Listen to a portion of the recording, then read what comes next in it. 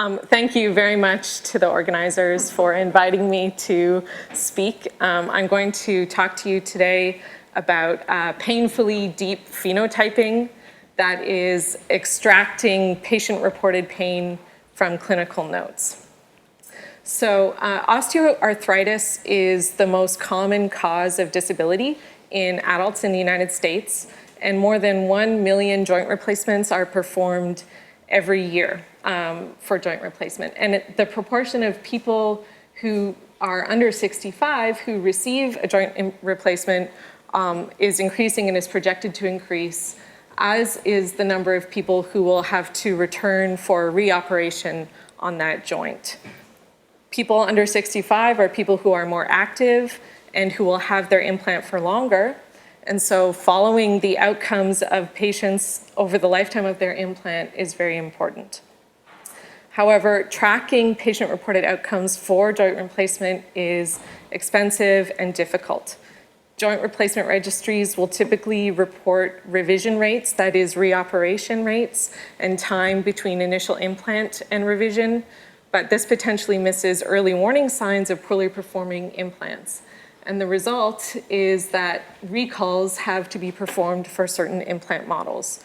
Most notably, in 2010, there were a recall of 3 metal-on-metal hip implant systems, for which pain soon after the implant was a significant warning sign preceding their recall. New, more comprehensive registries that are being developed follow small numbers of patients on the order of tens of thousands, but with more than 1 million joint replacement surgeries performed every year, this may not be enough. So one solution to this challenge is to use and mine electronic health records to measure patient outcomes. This is my group's primary area of research in the Stanford Center for Biomedical Informatics Research, where we analyze electronic health records from the Stanford Hospital and clinics to characterize disease, predict patient outcomes, forecast costs, among other types of projects. The electronic health records that we have access to from Stanford cover more than 2 million patients for more than 49 million visits, and for those patients we have more than 27 million notes. So what's in an electronic health record? Some of you probably are familiar with this, but there is both structured data consisting of diagnosis codes and procedure codes to capture the diseases and treatments that patients are given for those diseases, medication records, vital sign records, and also information about the visit, like when you came, who your provider was, what department you visited in the hospital, and so on. There's also unstructured data in electronic health records, largely in the form of clinical notes, which are written by doctors to capture visit details, patient state, plan for clinical action, and so on.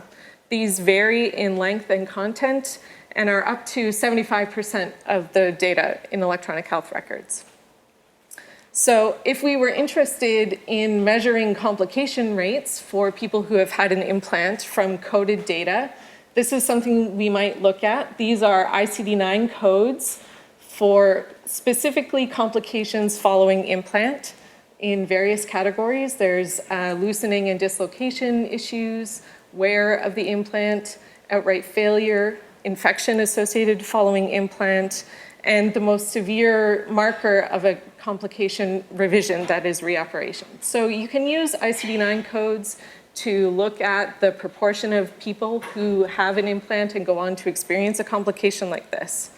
But if you wanted to go deeper and look at, say, complications like these associated with specific implant materials, what I want you to notice is that the numbers drop significantly. If we were to use coded data only, the number of people we can follow drops on the order of 90% or 70%, I would say. So it's difficult to go deep with coded data alone. Structured data doesn't tell the whole story. And in fact, we know this from previous work in my group. This is from another member of my lab, Suzanne Tamang, who looked at mentions of urinary incontinence following prostatectomy surgery in men. If you were to look at coded data only over time post-op, This is the proportion of patients that you would see who had some report of urinary incontinence. This is a significant potential complication of prostatectomy, but as you can see, it's sparsely coded. However, if you look in the clinical notes, you can see that mentions of urinary incontinence are quite frequent, especially compared to coded data. However, extracting information from unstructured data like clinical notes presents a new challenge. For example, this is the distribution of headings that are used in operative and procedure reports for hip implants. This is just the number of ways that you can talk about the materials that were used in a note. There are more than 90 unique headings that are used in these types of records, and probably more even as new notes are captured. So I showed you results that using coded data from Stanford Electronic Health Records to measure post-implant complication rates using coded data is not enough. So I'm going to do a quick walkthrough of work that we are doing to try to use unstructured data to tackle this problem by extracting manufacturer and model information from operative and procedure reports and patient complications, specifically pain, from clinical notes. So extracting implant information from clinical notes turns out that we can do quite well with simple patterns combined with structured data and timestamps. So we use coded data and timestamps to identify patients and their operative reports, and then simple regular expressions to extract model and manufacturer information, which we compared with a registry of implants from Stanford to know how well we could do. And what we learned is that for several models, we do fairly well at extracting model and manufacturer information using simple patterns. And in fact, some cases where we have low performance numbers are where we actually found errors in the registry, because that is generated by people and there are mistakes that can happen in typos and so on. So simple patterns go a long way for extracting model and manufacturer information, but extracting information about patient-reported pain and its location is painful. And this is for a number of reasons. There are many ways to describe pain. So these are terms that we see in the electronic health records of patients post-implant. You can see in and amongst odd terms reporting pain, there are also typographical errors. This is probably meant to be burning, but we see burring in the notes. There are also relations between pain and anatomical site that vary in their structure. So sometimes they are contiguous mentions, like right hip pain, but other times these mentions span long distances and have various patterns. Context is also crucial.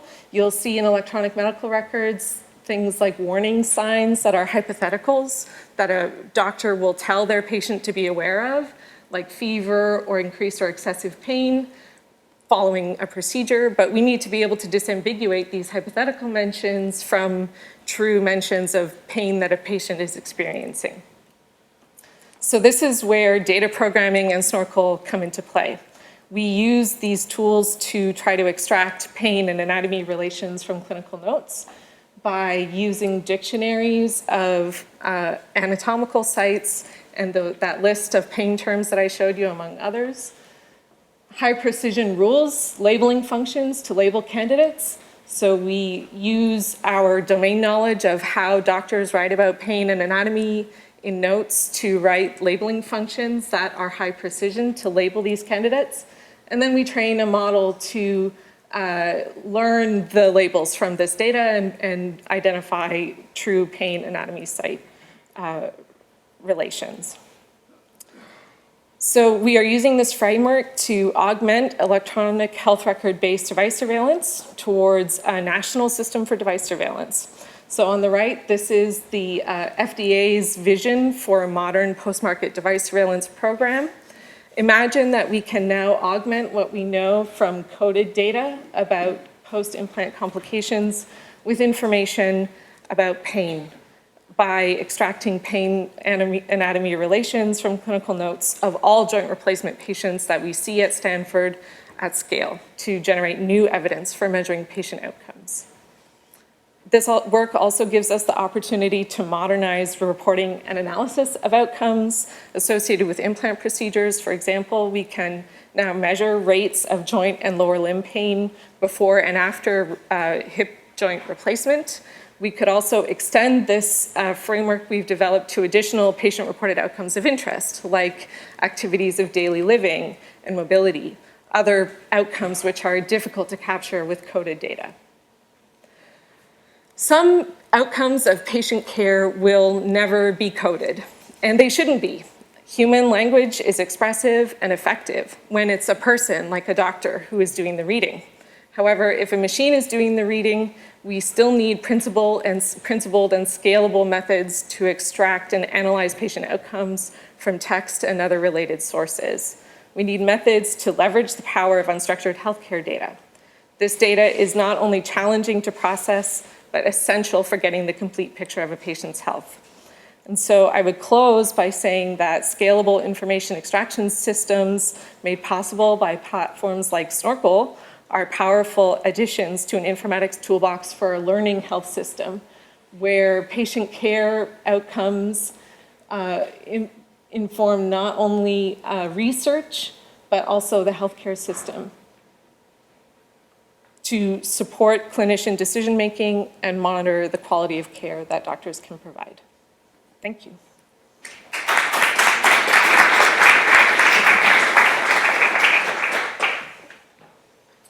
Questions for Alison? Yes, right here. Could you get you had a Snorkel little snippet of code in Yeah, your slides? sure.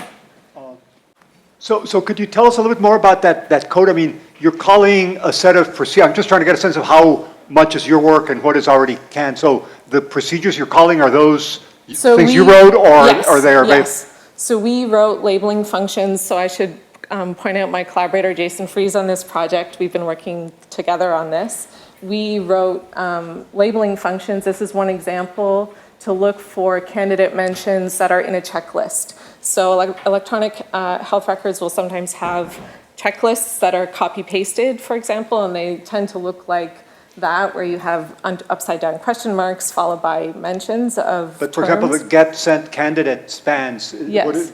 So this is who getting. wrote that? So this is a method that was that comes from the Snorkel system. That's what I was trying to get at. So yeah. that's Snorkel call. That's correct. So I can directly use the functions like this to, what this in this case, what it does is it gets all of the spans for sentences where the candidate occurs. So if my candidate pair was hip and pain, it would get the sentence that candidate pair is in, and it would look for that kind of structure and say, if I see that structure, assign a -1 because it's probably not a true positive mention.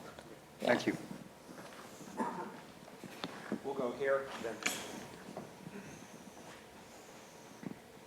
So I was talking to somebody else researching a similar but different concept, and they were saying that they had a real issue with the coded data itself, and the fact that there was a lot of I think it was the example they gave was diabetes, and there was like 6 different codes or something that basically tell you something similar about diabetes. Did you have the same issue where the codes themselves were somewhat ambiguous or redundant, and it was hard, you need like a taxonomy almost to say this equals this?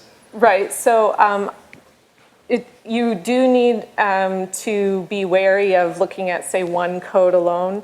For example, if I were to look just for the ICD-9 code, the diagnosis code for a hip implant procedure, I would probably get a lot of false positive patients who didn't actually have that procedure. So instead, for example, we would combine diagnosis codes with procedure codes and anesthesiology records to be more confident, for example, that indeed this person came to the hospital, had a hip implant procedure that was billed.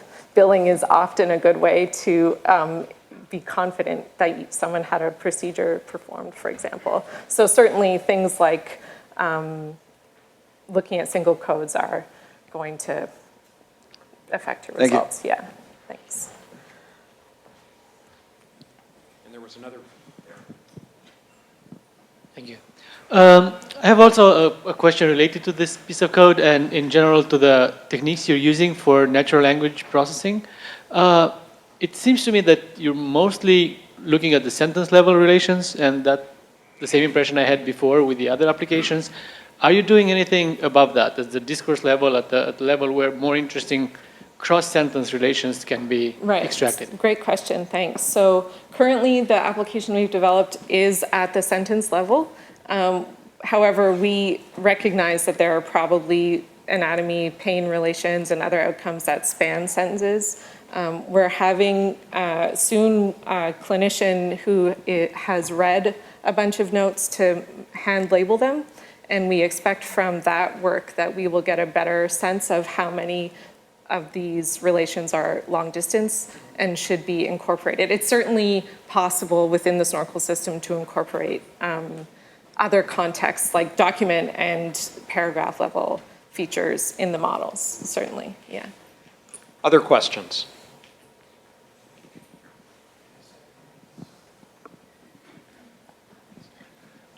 I'm wondering, is anyone trying to augment the data by creating audio recordings of the interaction of the patient and the doctor?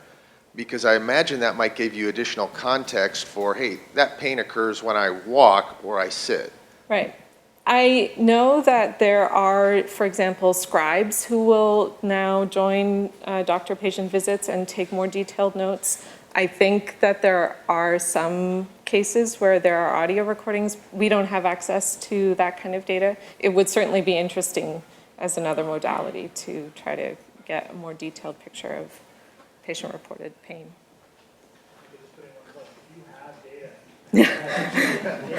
Linking audio and text together. That's extremely interesting to us. Yeah. We've seen it in a couple of examples come up, but yeah, so please, if you have it. And let me build on Chris's comment with what might be obvious to everyone here. Although the first two talks have been about biomedical applications, the very techniques we're talking about are in fact widely applicable, including this final comment of linking voice and text. And that's part of where I hope we'll go in the time we reserved for industry discussion and comments in an hour or two to talk about some of your thoughts of apparently similar or analogous problems, and we can get our speakers' thoughts on how to apply these same techniques to customer service or e-commerce or, I don't know, oil and gas discovery and exploration, a variety of different things. So by all means, be thinking about that. Alison, thank you very much. Thank you.